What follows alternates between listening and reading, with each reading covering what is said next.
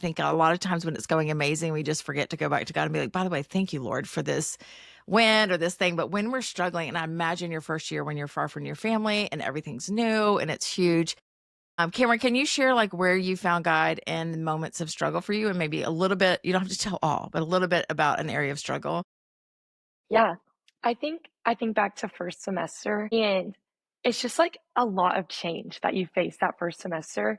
Just everything is very different, and like it just feels like everything is kind of changing. Like your new friends, like you're living in a new city, a new state. You're not with your family, and it's just so much change. You're starting new classes, and like it looks very different than what high school looked like. And I think for me, like I just like saw the Lord's faithfulness and his consistency, and just knowing that like in the midst of all these changes and all these transitions, like the Lord is my constant and he is the only thing that is constant. And so just relying on that and just knowing like it's okay that everything's different and everything's changing because I know the Lord doesn't change, and just knowing that he is constant no matter what was just something that was super important. And just yeah, seeing his faithfulness, and Yeah, just yeah, just a lot of like answered prayers that I saw throughout the year. But yeah, I think just knowing like the Lord is constant in the midst of a lot of change and transition, I especially love that it. first semester.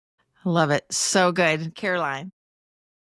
Yeah, I totally agree with Cameron. Like all that change, I feel like it's easy to like stray away from like what you know is true. And I think one specific thing that I know I struggled with, and I think that's something that's like not talked about a ton, is like finding like the right friends at the very beginning and being like you're meeting all these people from your classes and your dorm and sorority, like anything you're getting involved in, and there's all these people, and it feels like very overwhelming of like which friends am I going to continue to keep up with, or which ones like Yeah. you kind of feel like whoever you meet then is like going to be your set friends. Yeah. And so I think with that, it's easy to kind of just put a pause on the Lord and be like, okay, like I'm focused on this, and like your focus kind of shifts to like I'm Yeah. finding all these other relationships whenever it should be Christ that is at the center of all these Mm, relationships.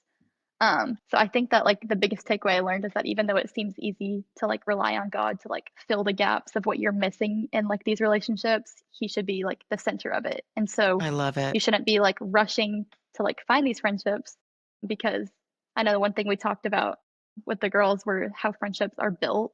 So that's Yeah. something that like you have to like build over time, and it's not something that's just going to happen and just appear immediately, this like perfect friend group.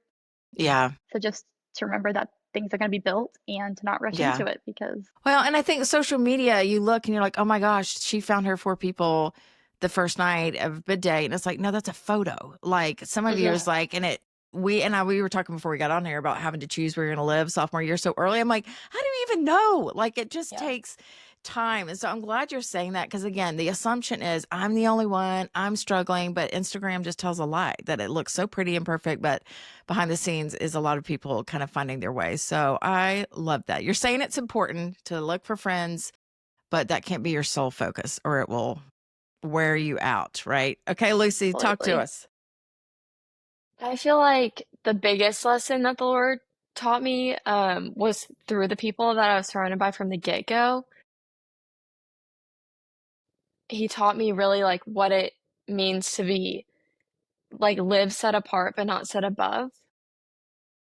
I feel like specifically Auburn can be a place where a lot of people are set above. You know, the Lord taught me that yes, he calls us to holiness, but he doesn't call us to superiority from others. And like he ate with sinners. And so why am I feeling like I'm better? You know, and that Yeah. was something that I really struggled with first semester because like it is college and people are going to be making decisions that maybe I'm not making, but that doesn't mean they're inferior. And that Mm, doesn't mean their walk with Jesus is any different than mine. yeah. And so, like, really choosing to live differently, whether it's like how you speak or what activities you engage in, it's really not about being better. It's about being faithful to God.